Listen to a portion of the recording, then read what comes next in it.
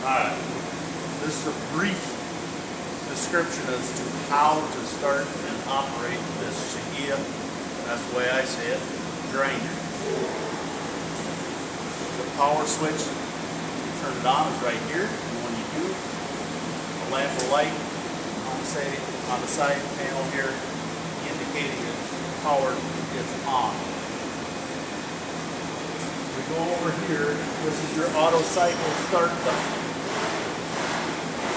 Down here on this lower panel, number 1, and they're numbered according to the operator's manual, which is very vague. Number 1 is your emergency stop. Number 2 is an inching button that allows your part spindle to rotate upon the pressure.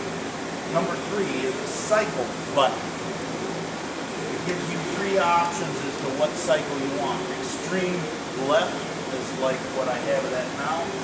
Cycles and the feed rate for the power head, or where the stone is at, to advance only on the left.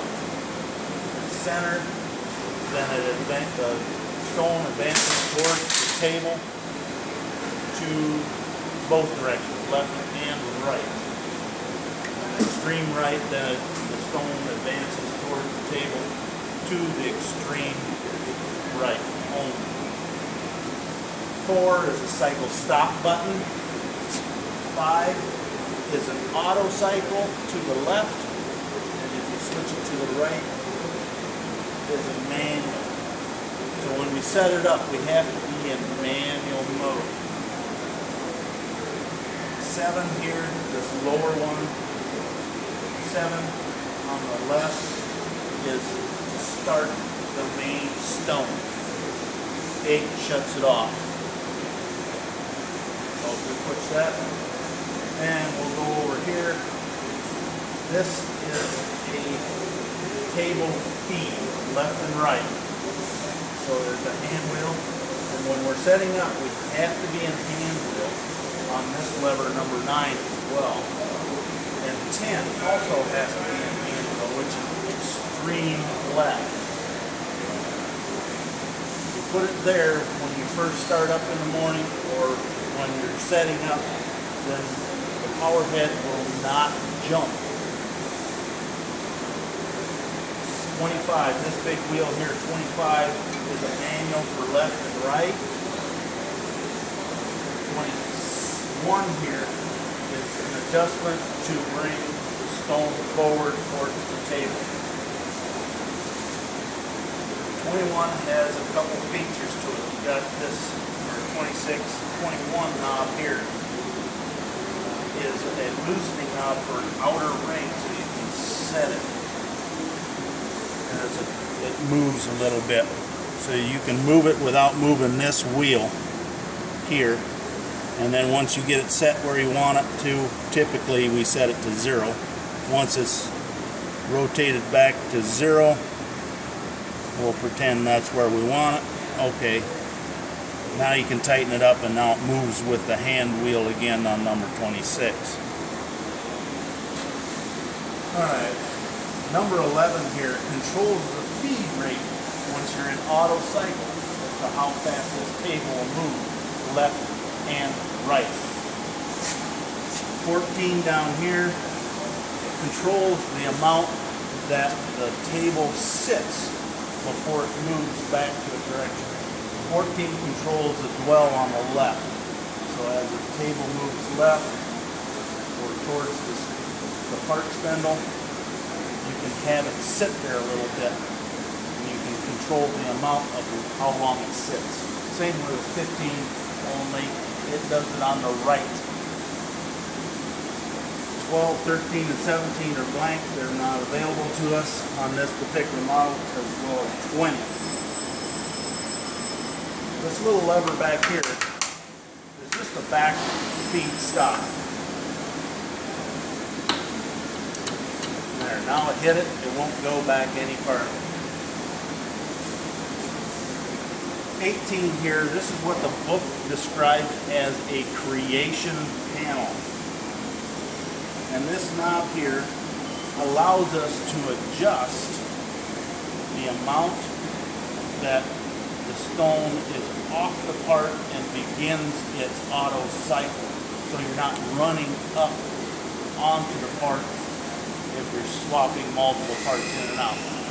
So it stays off the part and then goes into the auto cycle.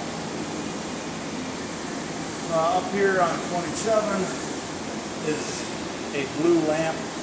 This one is lit for when you're in the stone grind mode or wheel dressing mode. This is auto cycle. And then when the auto cycle is complete, this red lamp will light. This is your tail quill to pinch in material between things. This chunk can be changed. There's an ID feature which we can pull this pin out a little bit and then this flops down, and the machine will act very differently when trying to grind an ID. So right now we'll just stick with an OD and we'll pretend to set this up. So our power is on. We can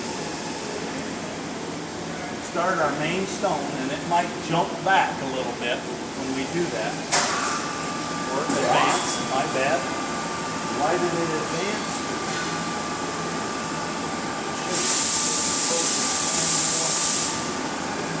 Well, anyway, be aware that you're not too close when you first start the stone up. So we're in manual there, and we're going to hand wheel this up to the top. To the right is coming, advancing the power head or the stone towards the table. Top to the left pushes this away. So we're going to pretend that we are grinding a piece of material, shaft, whatever. And now we're grinding, and alright, that's the size. Okay, that's the size we want. So then we're going to loosen this, set that back to 0, lock that back down. Then we're going to move this over to the right. We're going to pick 10 thousandths, so we're going to stay off that part by 10 thousandths before we actually get to the material.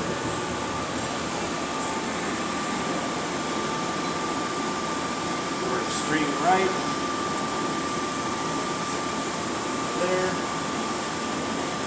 Now we're going to keep it on the right side, and we can toggle this while it's cycling to advance material if some pieces are bigger or smaller, so we don't crash the stone. So we're going to switch 5. Now the stone moves back. Now that 5 is an auto cycle, and we're going to go to there, and the hand wheel actually moves away the amount that we told it to here. So now we're going to start cycling with the table in auto cycle. Start that. And these can be adjusted anywhere on the length of the table.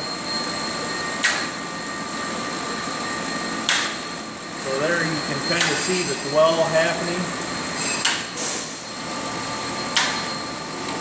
And if I increase the dwell on the left, when it goes completely towards there, now it sits there and it times, and it sits there and sits there and sits there, and all of a sudden it'll move again once that dwell is fulfilled. I'm going to take it down again. The right has no dwell. I can do the same way to the right.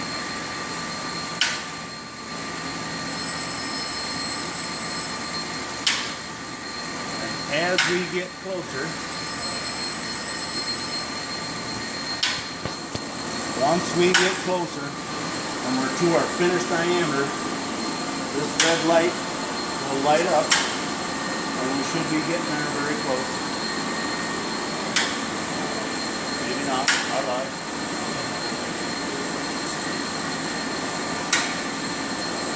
Take the wells out, just kind of increase our table feet.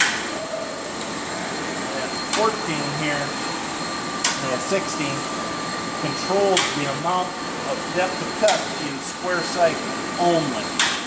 If you're in plunge cycle, now it controls the feed rate in which that stone comes in. So this knob has two functions depending on what function you are in or what mode you're in on number 10. There, now we got reached our end of cycle and our timer is working. Each pass that little needle advances.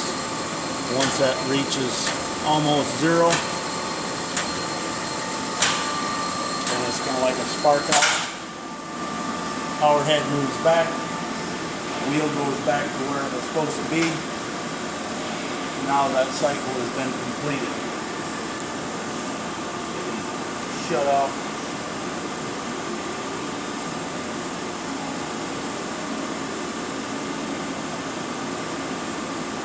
Some guys leave the stone run, some guys don't. Now you can swap out your part, hit this button again, it goes back to do grinding again.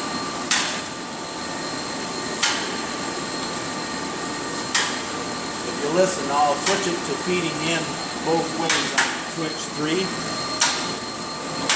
You hear that click? So as it moves one direction, it clicks. Move back, click, and this wheel advances on both right and left approach. Okay. Now we're in cycle. It goes through its spark out mode, and then once that's achieved, the power head moves back. This wheel will move again to our clearance position. That in a nutshell is how this thing works.